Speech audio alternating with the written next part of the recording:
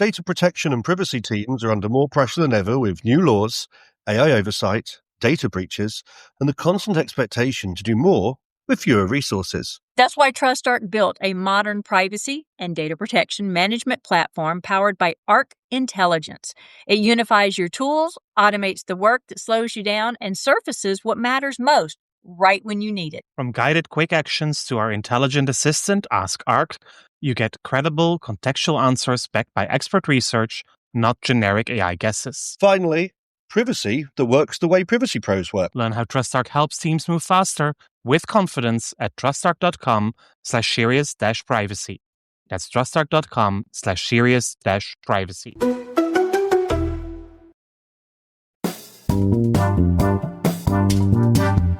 This is Serious Privacy. Here are your hosts, Paul Breitbart and Kay Royal. You've heard us talk about artificial intelligence and generative AI before, for example, during the episode we did from the IAPP Global Privacy Summit. However, since the debate about AI continues and more tools based on large language models pop up, we thought it would be good to have a dedicated episode on the issue. And there will be more throughout the year because despite the fact that it is not solely a data protection issue, AI is a topic for us privacy lawyers will need to talk about and be involved in. So here you go, a first conversation about artificial intelligence. My name is Paul Breitbart. And I'm Kay Royal, and welcome to Serious Privacy. We've got a fabulous conversation for you today. I say that before we start the conversation, but hey, when is it not fabulous? It's you anyway, that'd be fabulous. It's going to be fabulous. Let's see. Here's your unexpected question. Did you complete... What is the weather like today? Hot. Yes. Did you complete your to-do list for the day? I'd like to think so. You hesitated. My to-do list is perpetual. Well, my to-do list is perpetual, so I'm not sure whether it is actually at any point in time completed, but I completed the things where I thought I really wanted to complete for today. There we go. Yeah. How about you? Well, I mean, it's 9 a.m. on your side, so you still have to start completing your to-do list. I was going to say, yeah, I'm just getting started with my day. How about yesterday? With this, I try to focus on 3 things a day. So when I finish work one day, I write down the 3 things I want to get done the next day. Now, invariably, these 3 things 1 or 2 will carry over from day to day to day, but I at least try to keep them top of mind. But if I look at yesterday, I didn't complete my to-do list for yesterday either. But if we combine personal and professional, there are some things on my daily to-do list that I actually did get checked out yesterday, and I was very happy with that.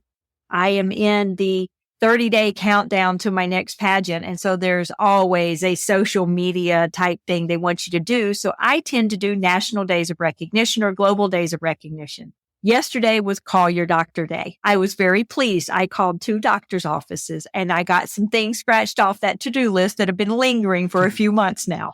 Very good. Do you keep an actual to-do list or is it just a mental one? Kind of a combination of both. Him texts me when I tell him, oh, don't let me forget. So get to do so-and-so. He'll text me and say, don't forget to do so-and-so. That's my to-do list. Yeah. But you don't use an app or a notebook or something like that? I don't, and I should. If anyone knows any really good apps out there, and I hear about tons of them, please let us know what apps you use because, ADHD out the wazoo. But I do love my Android because even when it's locked, when I pull the pen out, I can write on a black screen in white writing as a to-do list, just if something pops in my, do this.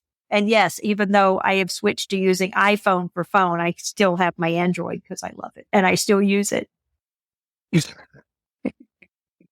So I carry 3 phones. Well, that is worth an excuse. Yeah. I mean, I try every once in a while to put everything in an app, but then I forget about using the app and go back to my mental.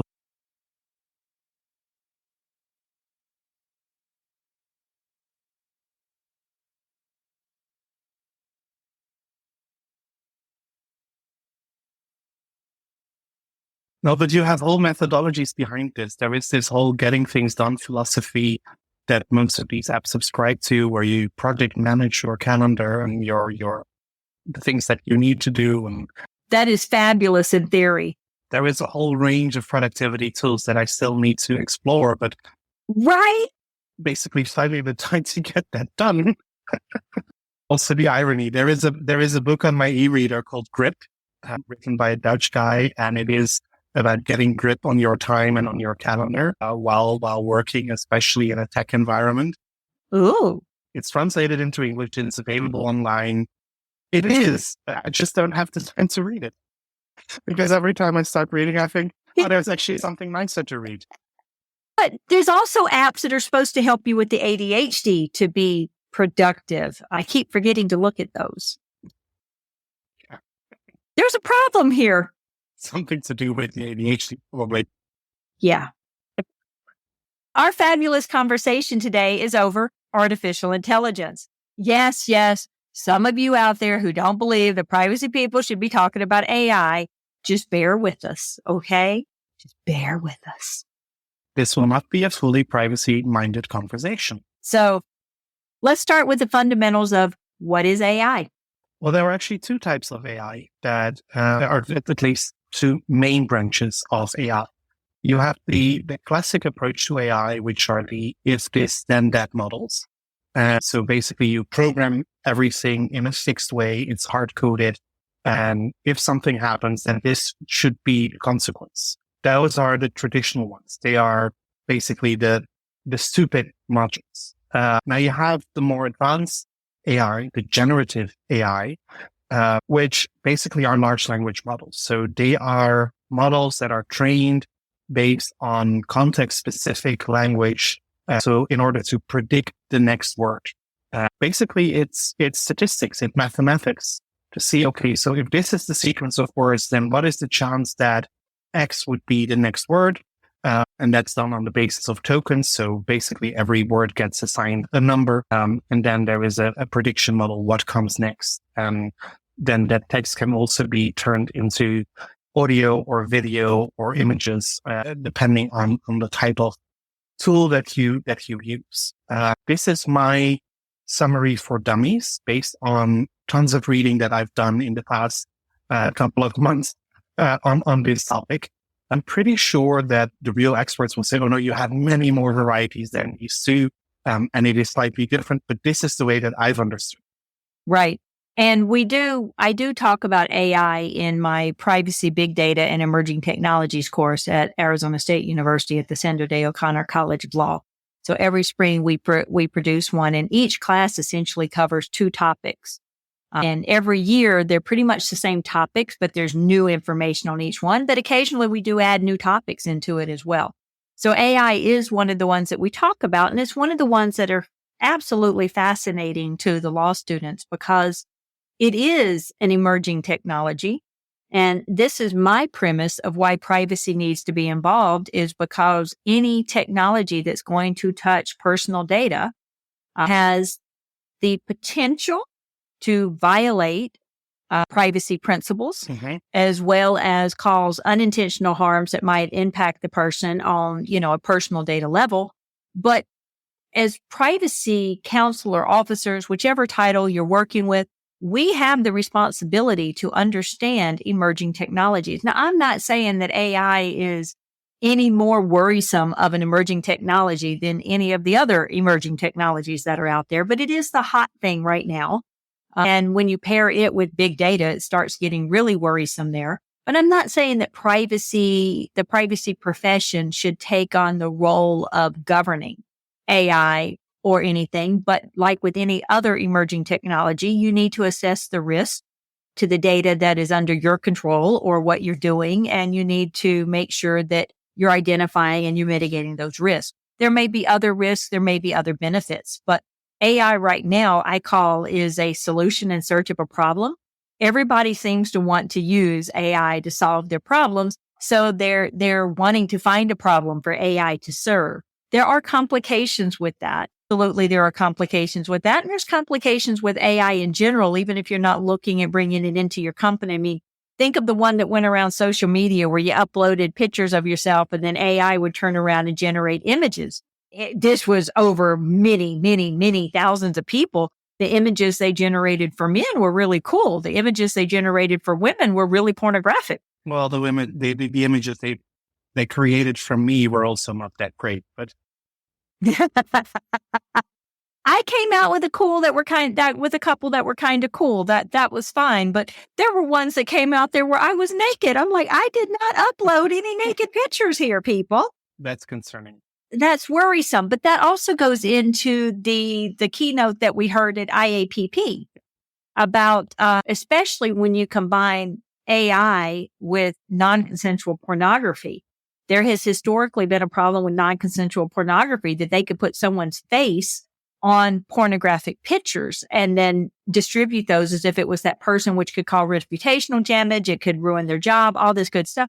Well, now you don't even need to do that. You can just generate an AI picture. And that is exactly why I don't agree with you when you say it is not as bad. I do think AI is a bigger challenge for us, for all of us in this privacy community and data community than other technologies. And that is mainly because of the sheer size of it, the volume of it, and also the speed with which it is adopted. We've heard during those keynotes and Yeah, the user friendliness of it is definitely a problem. Yeah. And we discussed that before, that AI is the fastest embraced technology in world history. Yes. The generative AI. That size of it makes it a much bigger risk in my view. And when you say, well, privacy lawyers maybe should not be concerned about this or maybe not talk about this, I think by now I'm ready to say that we are, but I think by now we should basically start to rebaptize ourselves, not as privacy lawyers or data protection lawyers, but as data lawyers. We are the ones that understand the whole context of data, the discussion between what is personal data or personal identifiable information and what is not is relevant in some contexts. But in many contexts, it is no longer relevant because something might be identifiable at one moment, no longer at the other, but may still be imposing a risk. And by becoming data lawyer, this very much also falls within the scope of what we should be looking at and what we should be concerned about and what we should be addressing in our daily conversations with our colleagues and the rest of the community.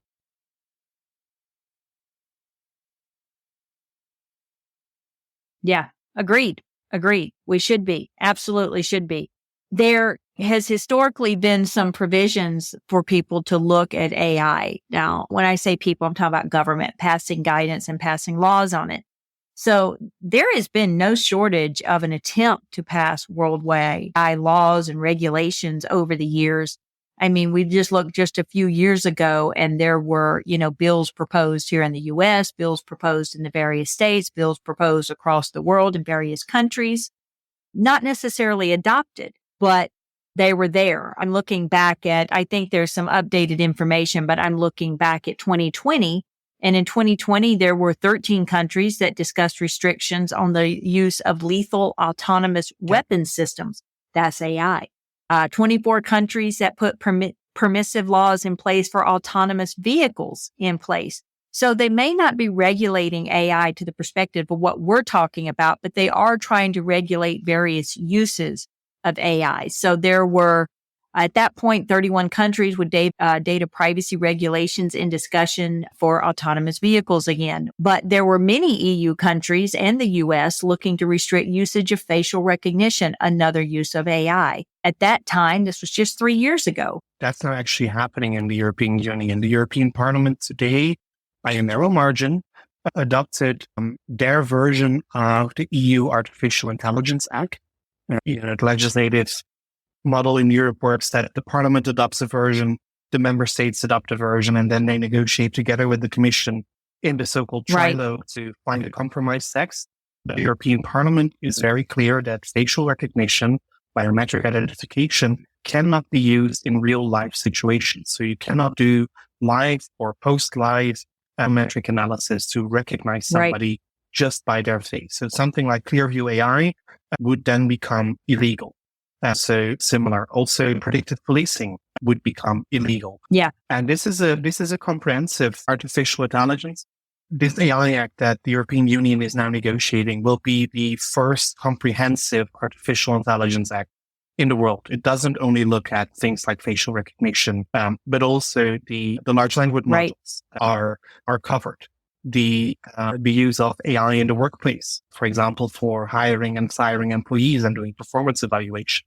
Those will be always marked as high-risk processing operations for which an AI impact assessment will be mandatory. And there will be more. I think we discussed the summary of the European Parliament's position already during one of our Week in Privacy episodes not so long ago. But it is important to see that big steps are being made. They're also really speeding up the negotiations. I mean, only hours after the adoption of the Parliament's position, the first negotiations with the member states and the Commission already started. So they want to move fast. They want to get this ready around the end of this year so that it can enter into force in 2024. So all the companies that are looking to jump on the AI bandwagon in the European Union would be wise to at least take a look at the compromise text that was adopted by the European Parliament to see whether the things that they are planning now may not be prohibited next year if the Parliament gets their way, or at least be subject to any kind of high-risk impact assessments. Because better safe than sorry, then better already move ahead and think about any mitigations that you can put in place if you are implementing it now in order not to do the same work all over again next year. Oh, absolutely. And I love that you talked about, and when we're talking about these different applications of AI, we're essentially talking about the symptoms of the underlying issue. The underlying issue is the AI. The ways in which it manifests are very interesting. Here in the U.S., we also regulate facial recognition technology. But funny enough, it's usually on a city basis where they have restricted law enforcement from using facial recognition technology live. They can use it to go back and review, but they cannot use it live. And we've seen some horror stories when that has happened. But here in the U.S., I mean, we're not way behind. We have an AI.gov. I believe that started, that's why I was looking at 2020. I believe that started in 2020. It became law on January 1st, 2021. We can give you the links to that as well, but there's an EEOC draft strategic enforcement plan. The comments were due in February, so we might start seeing something come out for that. There's a national task force for strengthening and democratizing the U.S. artificial intelligence innovation ecosystem. There's an acronym for you. The FDA for medical devices, the Medicare problem for hospitals and medical care, the future of the workforce. There was both in the EU and the United States. We have it. Vice President Kamala Harris has been appointed the AI czar, and there are some task forces here in the United States that have been spun up to look at this issue. So it is a big, big issue. And when I say that we shouldn't be the ones to govern it, I'm not saying we shouldn't govern it within our responsibilities. We absolutely should. But AI is much bigger than privacy. I just want y'all to know that Paul and I absolutely recognize that. The fundamental problem with AI is not a privacy issue. The fundamental problem with AI is exactly what Paul said about how widespread its use is user friendliness and how quickly people can go to ChatGPT and file a legal brief and get in trouble with their bar because they cited cases that never existed. I mean, that's just plain stupid. I mean, why as a lawyer would you not check? I mean, that you want to use AI to play around with and that it may help you to file your brief for sure. I mean, I can imagine, but you know that AI makes so many mistakes. So I've never tried ChatGPT. I have, and it makes a lot of mistakes. I think we even did an intro for a podcast once. Didn't Alexander Hampton tell him that he was dead? By now he counted quite a few more people who have died, including fake references to news articles that don't exist, that talk about their passing away. Yeah. And obituaries that don't exist. Yeah. Hey, it is stupid. That is one of the biggest risks for AI. And I will say this is one of the things that we share with our students. So the ethical issues that I list on here, and there's a whole bunch here, but I'll go through the list. Unemployment, or there's ethical issues. There's unemployment. There's inequality, distribute the wealth created by machines. There's humanity. How does it affect our behavior and interactions? Artificial stupidity. How do we guard against mistakes? Racist robots. How do we eliminate the AI bias? Security, how do we keep it safe from adversaries? Evil genies, how do we protect against unintended consequences? Singularity, how do we stay in control of a complex intelligence system? And robot rights, how do we define the humane treatment of AI? Yeah. These aren't simple issues. I'm currently reading a book called Atlas of AI by Kate Crawford. Not grip. No, not grip. Atlas of AI. And she actually explains in the introduction of the book that artificial intelligence is neither artificial nor intelligent. And then goes on to explain in the book why she says that. And I think I tend to agree with her, but she opens the book with this wonderful fairy tale-like story about Clever Hans. And Clever Hans, or Der Kluge Hans, was a horse around the previous turn of the centuries, around the early 1900s. The horse allegedly was trained by a former math professor to be able to predict the outcomes of certain algorithmic and arithmetic tasks and other intellectual tasks. So you could ask the horse what is 3 by 3, and they would tap their foot X amount of times to give the right answer. Yeah. And also point to a board to show what the right answer was in giving certain letters. People investigated to find out whether this was a show trick, a circus trick, or whether it was actually real. And so both with the owner of the horse in the room, with the owner of the horse not in the room. And at some point, one of the investigators actually found out it was not so much that the horse was playing a trick. The horse was picking up human signals that we were not even aware that we were giving when we were expecting the right answer. Apparently our posture changed or our behavior changed, even slightly, but enough for the horse to pick up and then say, okay, this is the right answer. So the human expectation of the outcome confirmed the answer. So talk about also about bias. When the expected answer was given, it was just because the human indicated that was the expected answer. Wow. So how do we move from saying, here's the problem, to what is the answer? There are a lot of different groups out there trying to find the answer. There is a global partnership on artificial intelligence that was launched again in 2020. Its mandate is focused on project-oriented collaboration, working groups looking at responsible AI, the future of work, commercialization, innovation. And I think it's in collaboration with the OECD. So it has that. And the OECD, as you know, has a big interest in data privacy and protection. So we have that. There's national groups. Most of the countries out there have some form of national group that is also working on this. And then, of course, there's also the industry self-regulation where there's, quite a few industries out there, privacy being one of them, launching working groups to address AI for the particular concerns that they're looking at. The IAPP has also launched an AI. What's the official name? It's not a working group or a task force, but it is a center. An AI governance center. There you go. An AI governance center. And they'll be hosting a conference in Boston in November. Yes, I'm going to hope to make it to that. I need to put it on my schedule. One of my friends has also already been asked to speak at it.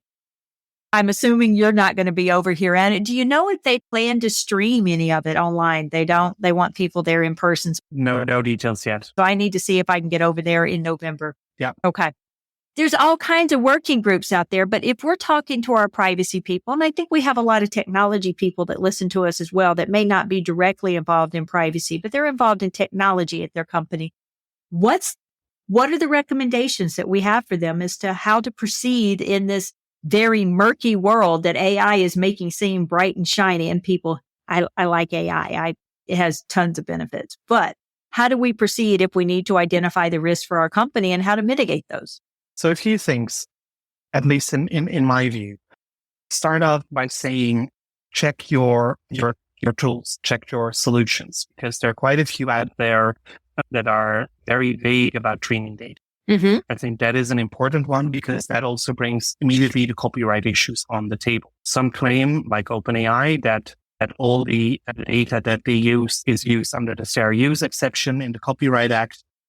There is also a scraping exception in the EU copyright legislation, but there are serious doubt whether it can be done on this scale.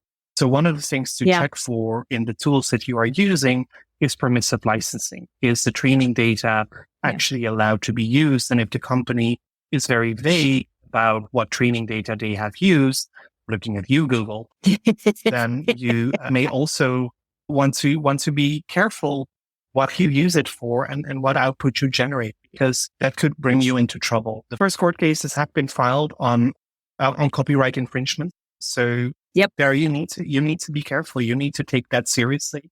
And I do believe that the coming 2 to 3 years will give an answer to the question whether training AI on everything that's available online would be permissible, yes or no. Until such time, caution, I think, is warranted.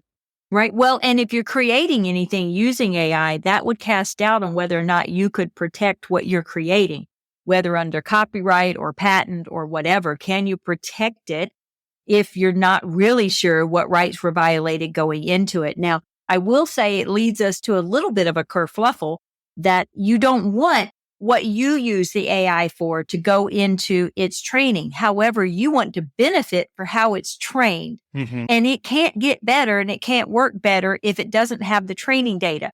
We came across that problem here in the US when AI was being used for case management, things with law firms that they were using case management, I think outcomes, different things like that. And they would go in and we had a huge lawsuit over it because one AI company was copying what another AI company was doing, but it's not that they were copying. It was the fact that the data that they were using for training and all that. And the issues that came up, and I know I could be a little bit more vague on that, so I can get the details and pull that. I just remembered these details on it. And the issue that came up was who owns the outcome when you're training the AI. Is it the AI company or is it the company that's putting the training in order to get the outcome? And so it really is a vicious cycle of, well, I want the AI because it learns, but I'm only training it on mine. Therefore, it's not learning anything new. How do I train it on others so I can benefit from that? But how do you benefit from it if you're not contributing to it? It really is a vicious cycle. And you have to take those concerns into mind and to make sure that you know, one, that the data that it's trained on, as you just said, is absolutely legal for them to use. Two, that you're not compromising your own corporate secrets. And we've already heard horror stories over that. There are horror stories out there for AI. No doubt. The incidents of self-driving cars hitting pedestrians. Yeah. Horrible. But those are some of the things you have to look in is what data is going in, what data trained it. So you know what's legal.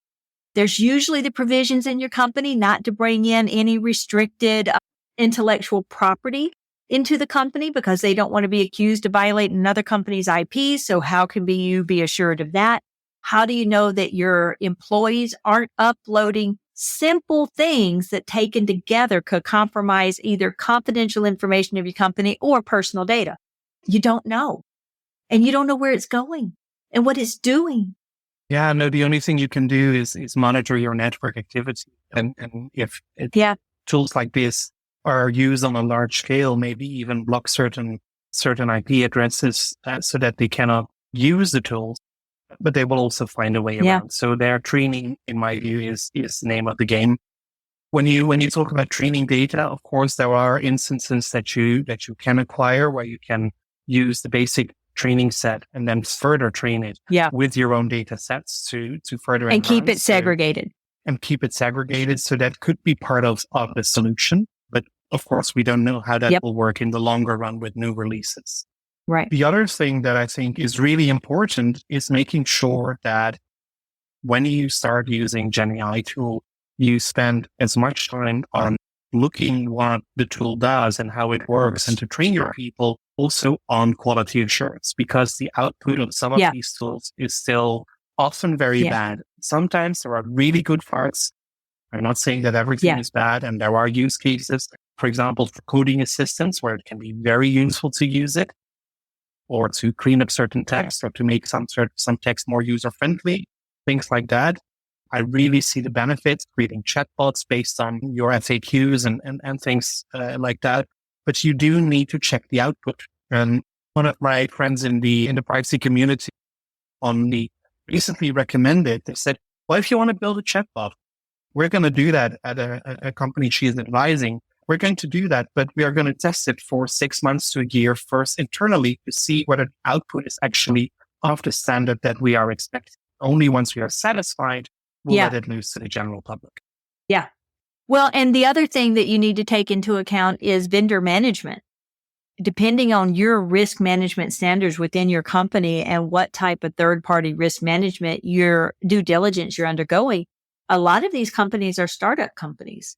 A lot of them aren't going to have the independent audit reports or the SOC 1s or the SOC 2s or the ISO certifications that you might desire to have as part of your risk management due diligence, assessing what type of risk they offer. And that can offer increased risk to your company. So you need to know the appetite. Now, I do know that a lot of business people are very excited to use AI. They're excited about the possibilities it can bring, the streamline, the efficiency, the effectiveness, all this stuff. That could be true. It could also not be true. So you have to be careful and make sure you do your due diligence. But on the other hand, when you're working with startup companies, you might not have the objective measurements that you would like to have in order to appropriately assess your vendors. Mm-hmm. Now, maybe AI could solve that too. I mean, that's part of the problem I wanted to solve, was using AI to solve vendor oversight. Not technical enough to get it off the ground, but hey, that's what I wanted to do. But I mean, that's one part of it as well, is to make sure that you're not introducing a bigger risk into your company based on, using a startup company or one that's unproven just because they have a cool technology. Yeah, no, I absolutely agree. And that is my final recommendation. Don't think you can do everything all at once. You cannot solve every single problem in the company with AI, and certainly not everything at the same time. It requires too many resources, too much money, and then too much time spent on QA. Yeah. So pick a few where you think it will really make a difference. Maybe try them out. Maybe do some test runs, see what the benefits could be, and then start doing a risk versus reward assessment to make sure that you can actually find out, is this worth the risk for the phase of the company that we are in and the size of the company that we are? And then indeed also look at what potential vendors are out there and which are the ones that operate to your liking. It is not without reason that the chairman of OpenAI started raising the alarm bell and say, hey, world, you need to regulate us, but because our models go out of control. I have a lot of opinions on that statement. I think if you are a responsible company, you should not let it get that far. But if the companies like that are already saying we need regulation that we then probably will not comply with, then we really need to be careful. We're at the beginning of botnet or Skynet or whatever it is that destroys the world. I mean, this is how it started, people. No, I'm not that pessimistic. I'm still optimistic. I am too. I mean, I think it offers a lot of benefits if it's used intelligently and responsibly. Yeah, that's what it comes down to. That's why I say it's not the sky is falling problem that people think it is. This is the same type of process you need to go through with any emerging technologies. It just happens to be that this one is so much more widespread and easy to use and easy to find, and everybody can find a problem for it to solve. That does make it a bigger consideration, but you should go through the same processes that you normally would to assess it and mitigate any risks that it offers. Okay, with that, Paul, are we done? I think we are, at least for now. I mean, we're never done talking about this issue, and I think we will start lining up also some guests for later this year to do more conversations on AI. We also received some requests to talk more about AI. So here you go. We've started the conversation. Let us know what your thoughts are. I mean, join the conversation on LinkedIn. You'll find us under Serious Privacy. I'd be happy to have that debate. Also, if you know really good speakers that have clear opinions about where this is going, maybe if somebody from OpenAI is listening and wants to join us for a conversation, also there, we would be more than welcome to have you. We have opinions, so don't be afraid that we will share them. You can convince us. We've also proven that in the past. Newsflash! So if you like these episodes, please rate and review us in your favorite podcast app or application. You'll find Kay on Twitter as Heart of Privacy, the podcast at Podcast Privacy, and myself as Paul B. Until next week, goodbye. Bye, y'all. That was serious privacy.